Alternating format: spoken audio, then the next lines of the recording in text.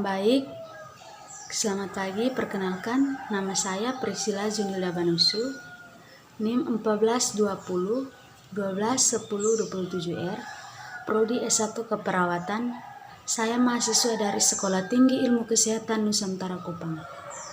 Di sini saya akan membahas materi tentang reformasi demokrasi di Indonesia. Yang pertama, pengertian demokrasi. Secara etimologis, demokrasi terdiri dari dua kata yang berasal dari bahasa Yunani, yaitu demos yang berarti rakyat atau penduduk suatu tempat, dan kratein atau kratos yang berarti kekuasaan atau kedaulatan. Jadi secara bahasa, demos kratein atau demos kratos adalah keadaan negara di mana dalam suatu sistem pemerintahannya, kedaulatan berada di tangan rakyat, kekuasaan tertinggi berada dalam keputusan bersama rakyat, berkuasa pemerintahan rakyat dan kekuasaan oleh rakyat.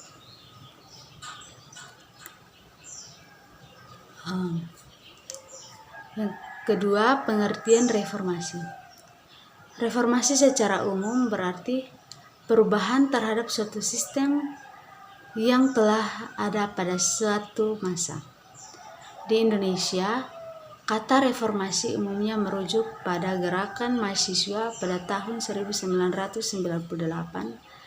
yang menjatuhkan kekuasaan Presiden Soeharto atau era setelah Orde Baru. Yang kedua, pelaksanaan demokrasi masa reformasi tahun 1998 sampai sekarang.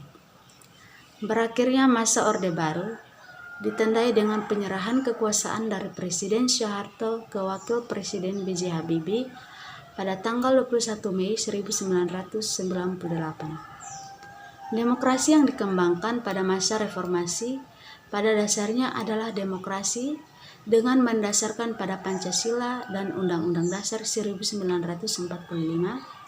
dengan penyempurnaan pelaksanaan dan perbaikan peraturan-peraturan yang tidak demokratis dengan meningkatkan para lembaga-lembaga tertinggi dan negara menegaskan fungsi wewenang dan tanggung jawab yang mengacu pada prinsip pemisahan kekuasaan dan tata hubungan yang jelas antara lembaga-lembaga eksekutif, legislatif, dan yudikatif. Yang berikut, keberhasilan pelaksanaan demokrasi masa reformasi tahun 1998 sampai sekarang. Pada masa reformasi berhasil menyelenggarakan pemilihan umum sebanyak 2 kali, yaitu tahun 1999 dan tahun 2004, di mana pada tahun 1999 sebagai presiden terpilih adalah Megawati Soekarnoputri dan pada tahun 2004 adalah Susilo Bambang Yudhoyono. Kemudian, sistematika pelaksanaan demokrasi masa reformasi tahun 1998 sampai sekarang.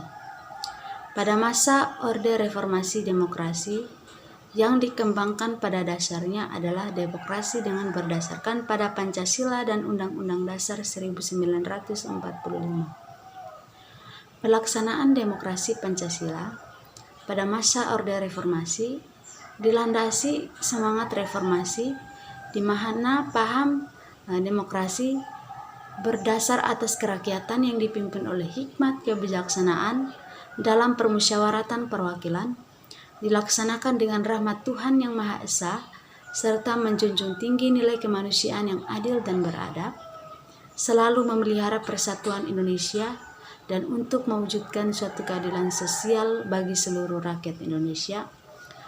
Kemudian yang kedua, selalu diliputi oleh semangat kekeluargaan.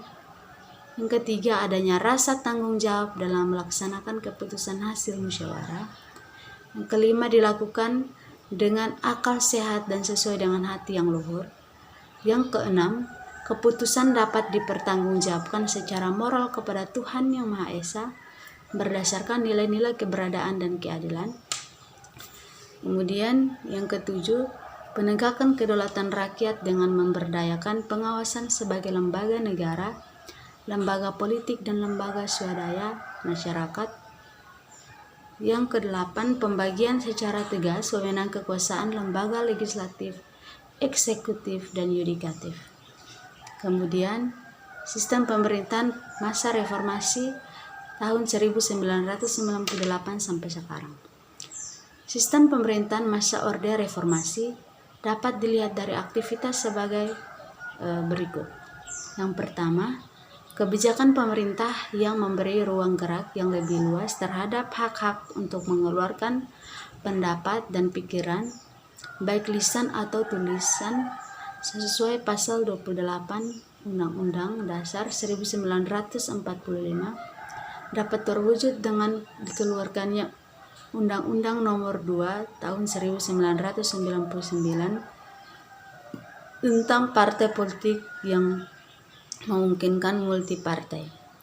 Yang kedua, upaya untuk mewujudkan pemerintahan yang bersih dan berwibawa serta bertanggung jawab dibuktikan dengan dikeluarkan ketetapan MPR Nomor 9 MPR tahun 1998 yang ditindaklanjuti dengan Undang-Undang Nomor 30 Tahun 2002 tentang Komisi Pemberantasan Tindak Pidana Korupsi.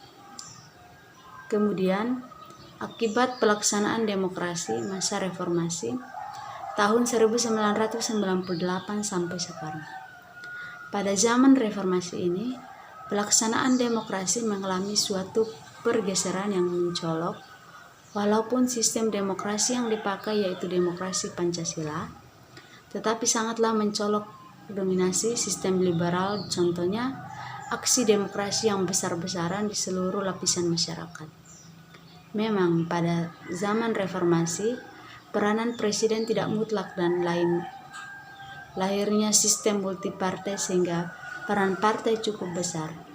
Akan tetapi, dalam melaksanakan pemungutan suara juga penuh menggunakan voting, berarti peranan demokrasi Pancasila belumlah terrealisasi.